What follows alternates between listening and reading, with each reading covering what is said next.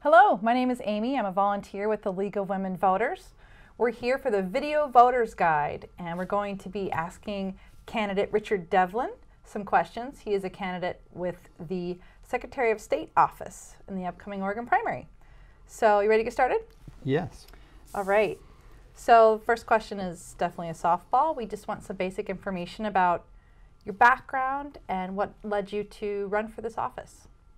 Well, I grew up in Oregon, and I started out serving on local committees in my early 30s, and I was elected to the local city council and then the Metro Council, and then was asked to run for the legislature a fairly long time ago. And I've served in the legislature now 20 years. I'm in my 4th term in the Senate, and I served 3 terms in the House. And in all that period of time, I've been dealing with issues that clearly relate to the role of the Secretary of State. I've served as both the Vice Chair and the minority on the Rules and Elections Committee for 4 years, and I've served as the Chair of the Rules and Elections Committee in the Senate when I was the Senate Majority Leader. And I've served over a decade on Ways and Means as the co-chair of Ways and Means the last 6 years. So audits are something that are very familiar with me.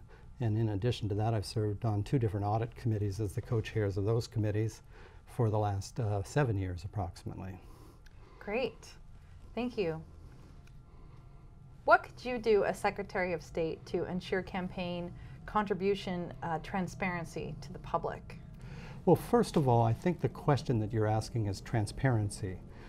The obvious things that people will react to when they hear that question is they will talk about limits on campaign expenditures. So let me do that one really quickly.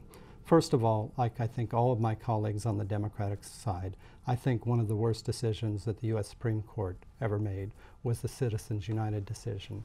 And hopefully someday Congress will refer a constitutional amendment to change that, because clearly corporations are not people.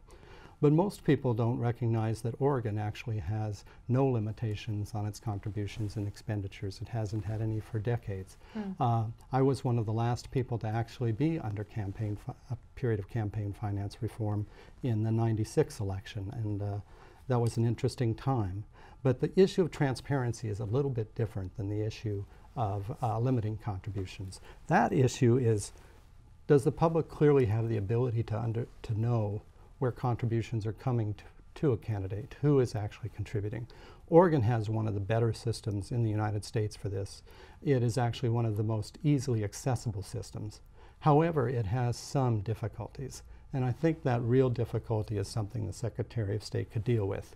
I understand the system because all candidates utilize the system extensively. Most interest groups out there utilize the system extensively. Newspaper reporters utilize the system extensively, but it is not as user-friendly as, I can do searches on the system and find things that it would take an average person probably a few hours to figure out how to find this on the system.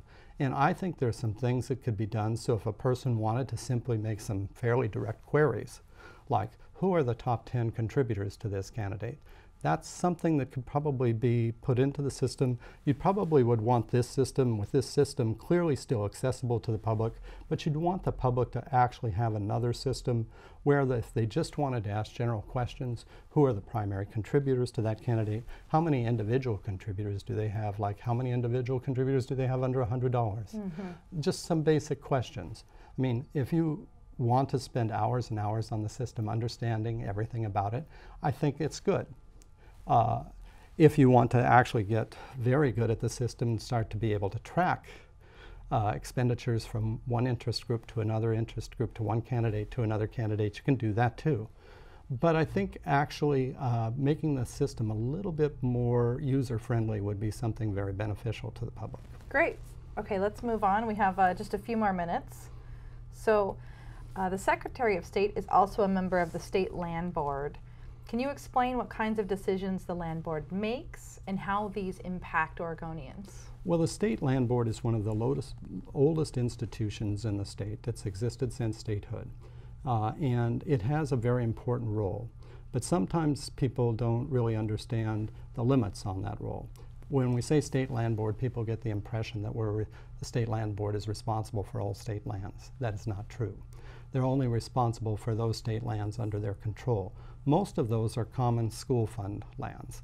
Most of the lands that people think of in that area are the state common school forest lands and range lands. Now, at one time we had about 3.5 million acres of range lands and forest lands. Now we only have about roughly 780,000 acres, a little bit more than 1%, about 1.25% of all the state's land area. And the stewardship of that land is very important, obviously.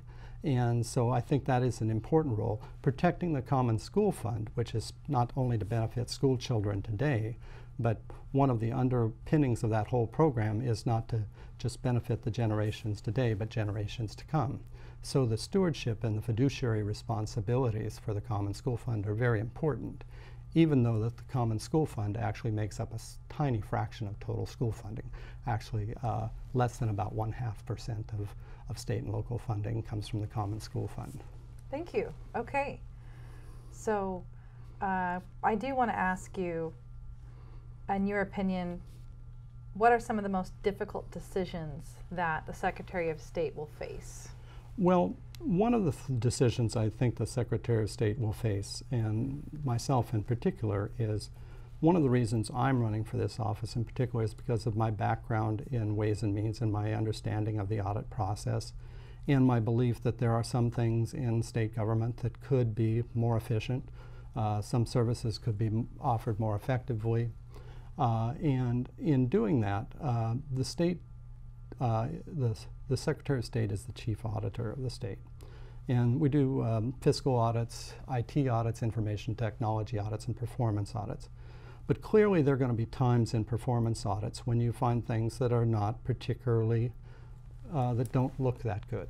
I mean, program isn't performing as people had hoped it would.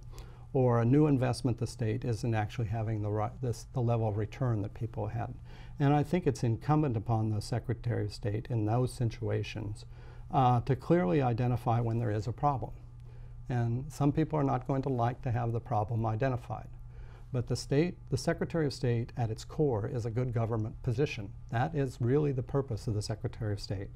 And that as the chief auditor of public accounts, it's his or her responsibility to point out when dollars are not being spent wisely and when we're not getting the types of returns we would hope to get with those dollars. Okay. So I think that's going to be difficult sometimes because some people are not going to like the information. But it's the responsibility of the Secretary of State to be very factual and to present the information as actually it becomes apparent that if there is a problem. Well, thank you. Thank you. Appreciate your responses. And thank you to the viewers for watching. Again, this is the Video Voters Guide. And remember that the Oregon primary is on May 17th, and the final day to register to vote is April 26th. Thank you.